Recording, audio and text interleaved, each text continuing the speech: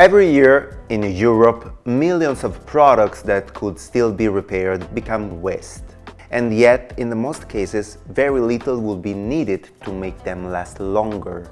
So the real question is, do we want to continue replacing things or start repairing them?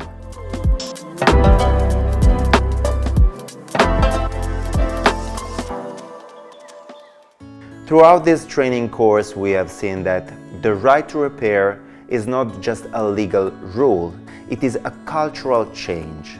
It was created to address a concrete problem, a system in which products that are still functional are discarded, with a huge impact on the environment and on the economy.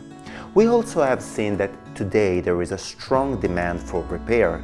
Many consumers would like to repair their products, but they often give up because of high costs, lack of information, or technical difficulties. And this is exactly where the right to repair comes in, making repairs more accessible, guaranteeing the availability of spare parts, increasing transparency, extending the lifespan of products. But the transition toward a more sustainable model is not automatic. It requires choices and responsibilities from everyone. The next time an object breaks, stop for a moment. Ask yourself, can I repair it? Can I make it last longer? Because every choice matters, and every repaired object is a small step toward reducing waste and preserving resources that are not infinite.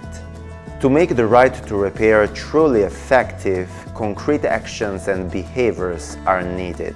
For consumers, learn about your rights and availability repair services.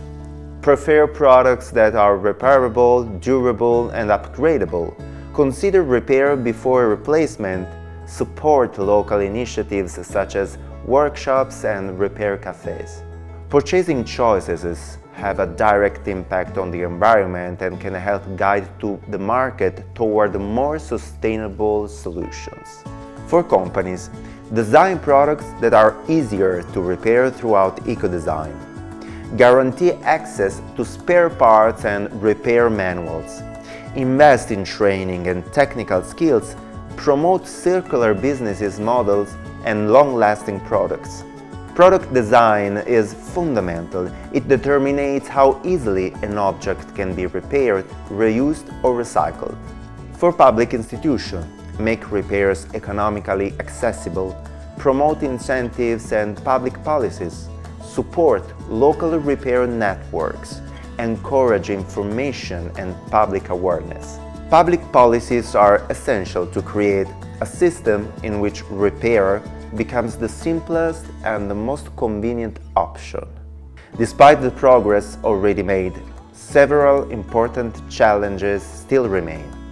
Overcoming the throwaway culture, fighting planned obsolescence, making repair truly competitive compared to replacement, spreading technical skills and knowledge.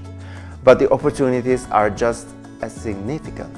The right to repair can reduce waste and emission, create new jobs, strengthen local economies, promote more conscious consumption.